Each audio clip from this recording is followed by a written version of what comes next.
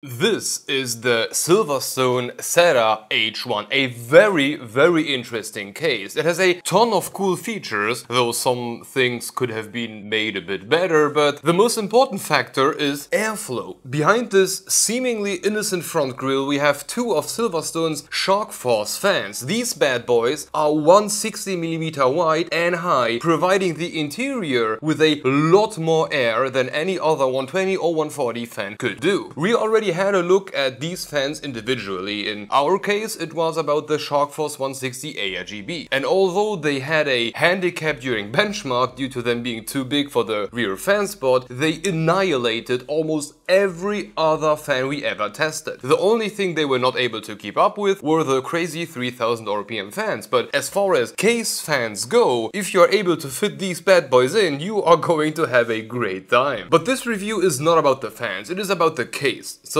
let's get to it. SilverStone's SETA H1 comes in a pretty nice packaging, some colored images, the usual protection, everything up to our standard. The complete case measures 232mm in width, 480mm in depth and 494 in height. And although I initially believed the case to be among the widest ones due to the fan support in the front, it's actually not that wide. 232mm is maybe the upper segment compared to things like the NZXT H510, but Fantex Evolve X is just as wide. The left side of the case is closed using exactly 4mm thick tempered glass. The glass panel is kept in place using relatively strong magnets and can be opened by using the out-clipping pulling piece. If you want to remove it completely, just open it all the way up and pull it out to the top. The other side of the case uses 1mm thick metal and is being kept in place using slide-in metal sheets, a method far easier to use than opposed to the older, like the little triangular hooks which were just scratching everything and annoying, and this is a great choice. Inside, the fun begins, starting off with the motherboard. Although mini ATX, micro ATX and regular ATX are nothing out of the ordinary, SilverStone made sure to include even the last possibility because eATX and those weird as SSI, EEB and CEB form factors are also included, all of which are nicely marked on the metal sheet. Just keep in mind that for eATX and the other oversized form factors you might need to push back those two brackets in the front, to which we will come later. For the GPU support, it's pretty much the same thing. With up to 394mm long cards, you could even go with that massive 4090 that Asus threw onto the market. To install the GPU, you can use those 7 reattachable PCIe brackets in the back, of course depending where your slot exactly is, or you can make use of the vertical GPU mounting option. On that note, a few things. SilverStone doesn't include a riser, and that's fine. Just keep in mind that the slots are sitting so low that you will need to have a riser with like a 90-degree angle bend in order to, you know, not hit the bottom or just break your cable. And B, don't. First off, the vertical option is only 2 slots wide, which is already a huge problem given the direction where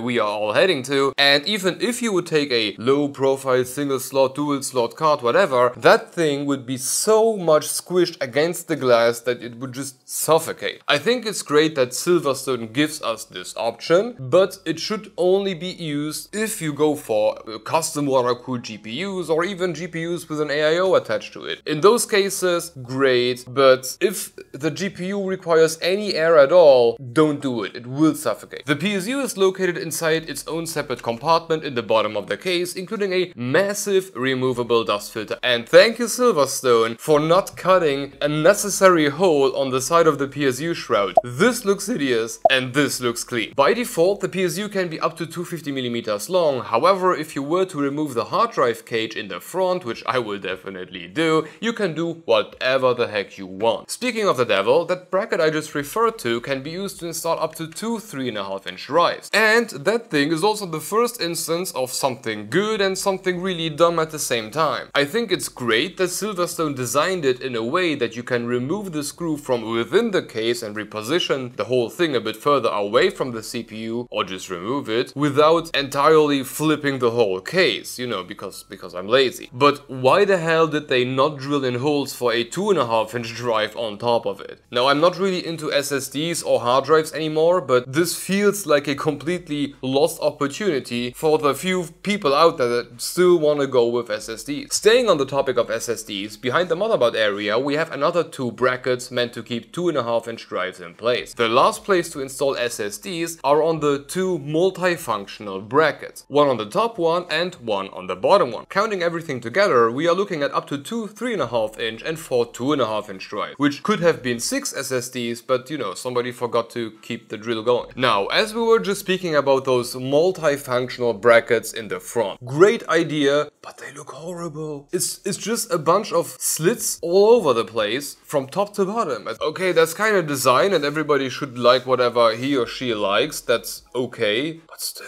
The only position in that I can install an SSD is on the exterior side of that bracket. Not because there is any real reason, but because those two indentations will never allow me to properly install both SATA cables without bending something. So okay, I need to install on the outside, but at least I don't want to see any cable. That works. Install the SSD on either edge of the bracket and just adjust it left or right until you can use a 90-degree plug to hide them completely. Additionally, there is a secret little path behind those brackets. Once you remove both brackets by removing the 4 screws for each in the back, something you need to do anyway if you want to install SSDs, once that's done you will also find 6 of these little plastic covers. If you pop them up from behind, you can use those to route your SSD cables through, which is a really awesome feature. That being said, these could also prove to be useful for oversized motherboards. Let's say you cover the actual cable routing holes, well then just use the other ones. But those brackets can do a lot more, like to be used to mount water reservoirs. Something I forgot to mention before is a little box that comes inside of the hard drive cage. Inside of this little box you will find the usual mounting screws, zip ties and whatnot. A little special addition, however, would be an ARGB controller. Powered by SATA, this thing can either act like a hub by spreading whatever you send to it over 3-pin motherboard control, or you can connect it to the little button and then use that thing as a switch, and then you can use whatever SilverStone includes by default. The thing I wanted to get to, however, are these two brackets. Since RTX 3000, some GPUs will come with like little anti-sag holes in the back. Some Founders Edition cards have them, Asus RTX 3090 Strix even has them, many cards have them, and for some they don't. But SilverStone does include those pretty long standoffs in their mounting hardware bag, and if you use those to kinda ghetto the whole thing together, it kinda works. I'm like only 10% sure that this was intended, but it works, it's pretty cool. I wouldn't do it personally, but you can if you really need to.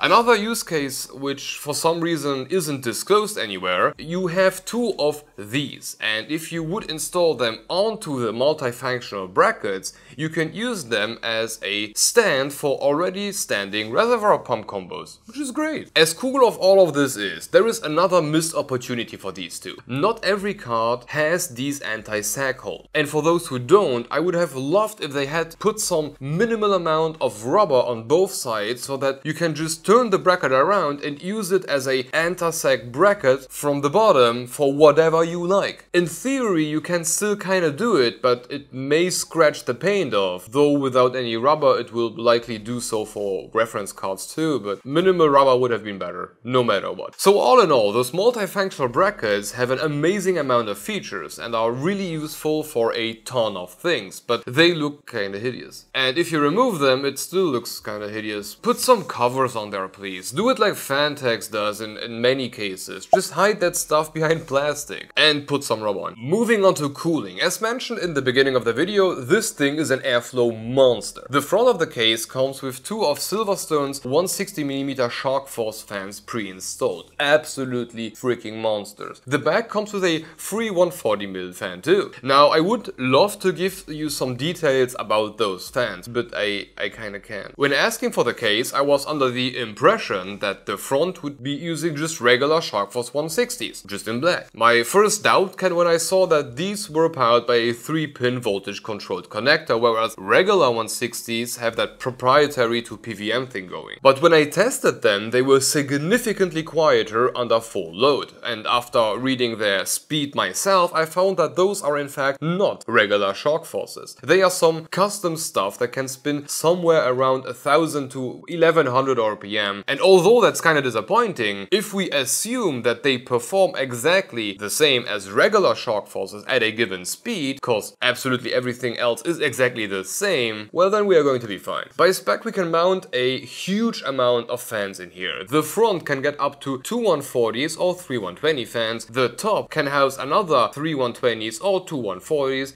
including a big ass magnetic dust filter, and the back spot has space for another 120 or 140. As said before, by default there are two 160mm in the front and a 140mm in the back. As a general statement about this case, I would like to say that until now I have not had this much airflow to be included out of the box. Huge 160mm fans in the front, and you will not need to get anything else. This is pretty much the best out-of-the-box airflow package that I ever got. And also noise-wise, 1000 RPM or 1100 RPM are not loud. They are not loud. And even after throttling them down to, let's say, 500 RPM, they will become even quieter, but they will still push a huge amount of air. But if you want to upgrade, you still can, especially the top. Although it isn't mentioned on the case spec sheet itself, the top was built with those SharkForce 160s in mind. Not only did Silverstone make sure to not squish the fans against some panel that makes it impossible to install on a SharkForce, but the area that lets actual air through is a lot bigger than a regular fan, making these two spots perfect for another two SharkForces. Just make sure to not install two of them as exhaust in the front, otherwise the front top and the top front and the front top, yeah, that's complicated. Otherwise these two would just, you know, fight against each other, and it wouldn't make any sense. Now, another really cool feature about this case is the front fan bracket, including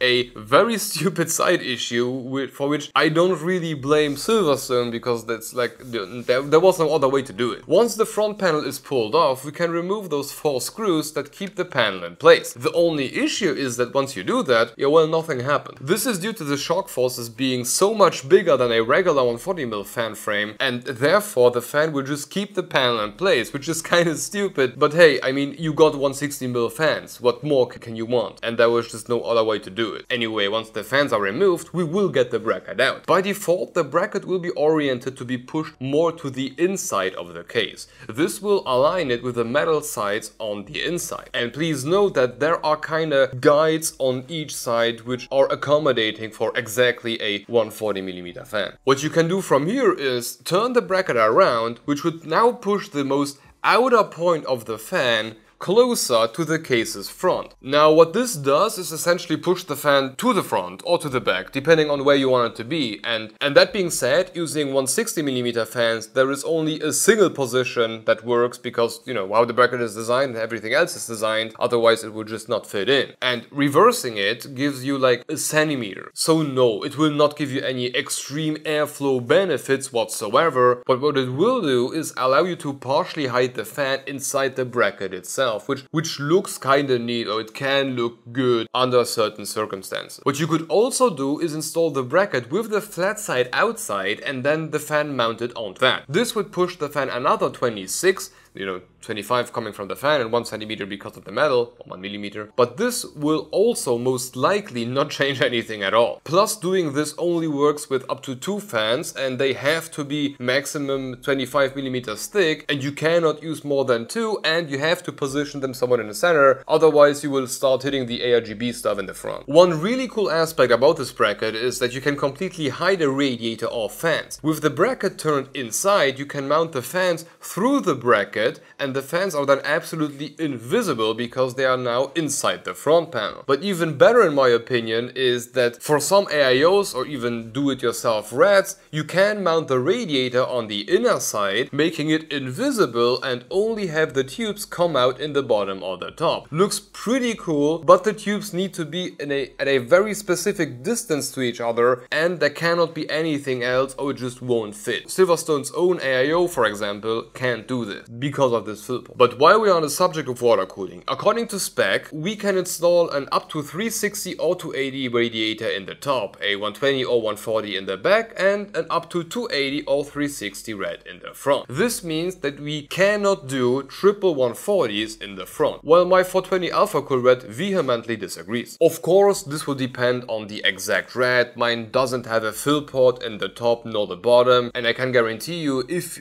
it wouldn't fit, but a small size for 20 rad does in fact fit in here. The front of the case is covered with an incredibly thick front panel using a metal triangular meshed filter and with its left side angle. The whole thing is colored in a kinda matte black finish, with the only outstanding aspect being a silver SilverStone logo and text in the top left corner. Inside this thing, SilverStone installed an acrylic milky piece of plastic with an LED strip sitting next to it. And if you connect a 3-pin ARGB cable coming from this thing, the mandatory 2022 light show will begin. Which, all jokes aside, it looks kinda neat, it's simple and modest and I like it, but it's really not that strong. There are a few problems with this approach, however. First off is the fact that the ARGB still comes with a cable going from the panel, from inside the panel into the case itself, which is just annoying if you need to remove the panel, and a push-pin approach would have made things so much more enjoyable. And then there's also the fact that the whole thing is incredibly wobbly and easily bendable. Of course, this is solved once you attach the whole thing back to the case, but considering that the rest of the case is built pretty robust, it is sticking out negatively. Then there's another topic which will get a whole video on its own. Inside the front panel there is a piece of fabric covering the complete mesh part of the front. Now this filter does two things. It blocks dust and noise, but let's be honest, not really a lot of noise. And I don't want to say that this is a bad approach until I tested it myself. However, we had this sort of thing inside the Acer Hive case and inside some Intertech, I don't even remember, but in both instances that thing did more harm than good. It blocked off enough air to be measurable under load, and once the thing is covered in dust, you will need to bend out the pieces that are keeping the mesh in place, and then remove the mesh, remove the filter, clean it up, and then put the mesh back in, bend the pieces back into holding it. It's a mess. So my experience tells me to just rip it out and call it a day, but we will get to that on another day. Today, let's assume you use it like this. Well, we built a system in this puppy, and it had these specs, or it has these specs, exactly this system. And only using the original fans, we had those temps. If it will be better without the filter, I don't know yet. We will see that in the extra video, but me myself, I would rip it out just because cleaning it is basically impossible. Anyway, as you saw, using this thing out of the box without any additional cost for fans is more than enough to get a decent system running without thermal throttling. This is a Ryzen 7 600X and it is dead quiet on a load. I really like that. So when it comes to thermals, we are on the right track here. The I/O also looks pretty okay, 2 USB 3.0 and 1 USB 3.1 Gen 2, and a combo audio accompanied by a relatively clicky start button, not to forget the IRGB button in the back. And all of this can be found on the front right side of the top panel. For cable management, I also believe SilverStone did a pretty decent job here. There are protected cable holes all around the motherboard area, there are those mini holes that can be used for SATA drives, and there is an extra hole for the GPU cable. Behind the case we will find about 22.8mm of space for cabling, which is also pretty much okay. And then for the last section, build quality. The case itself, relatively good. I really like. Nothing wiggles too much, everything feels pretty sturdy, and the case stands on relatively strong feet. But the few things that I do kinda mind is the extreme flexibility of the front panel and the fact that the bottom has about 1.5 centimeters of space, and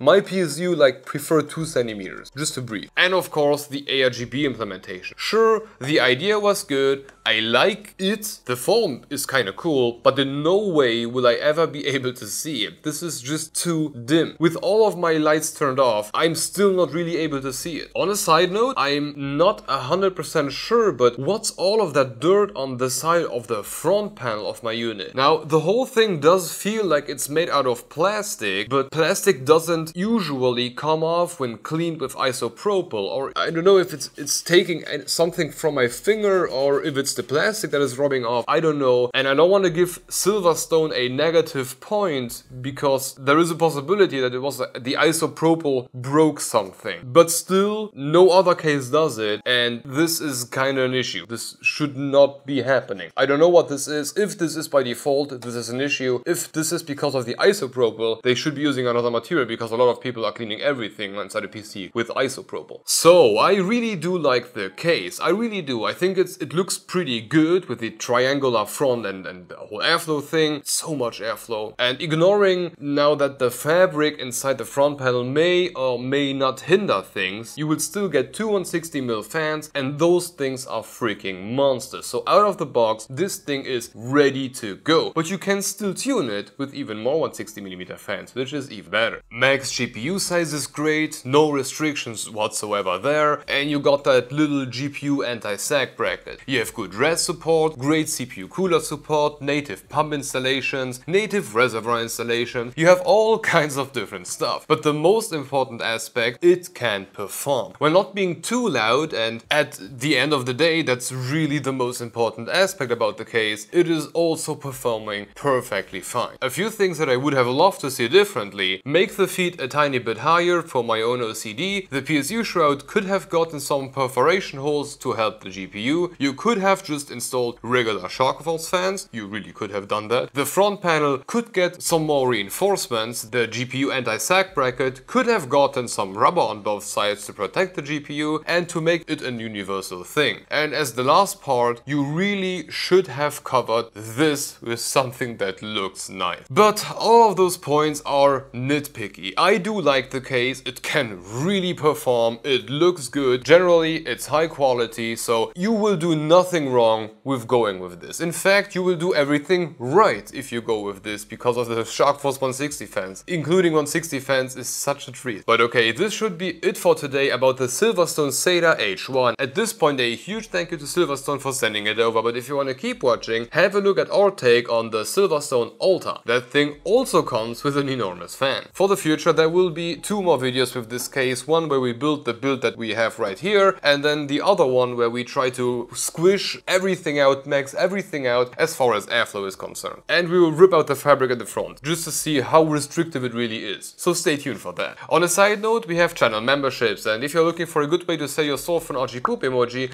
that's a pretty good way to go. Additionally, you can rest assured that the income will not only keep the channel afloat, but will also serve to hire a private investigator to find out if this case was initially a collaboration between SilverStone and SEAT. And then whoever did the product was dyslexic and SEAT got mad and pulled out. You know, who knows? That might be true. Anyway, thank you for watching and hope to see you in the next one. Bye bye.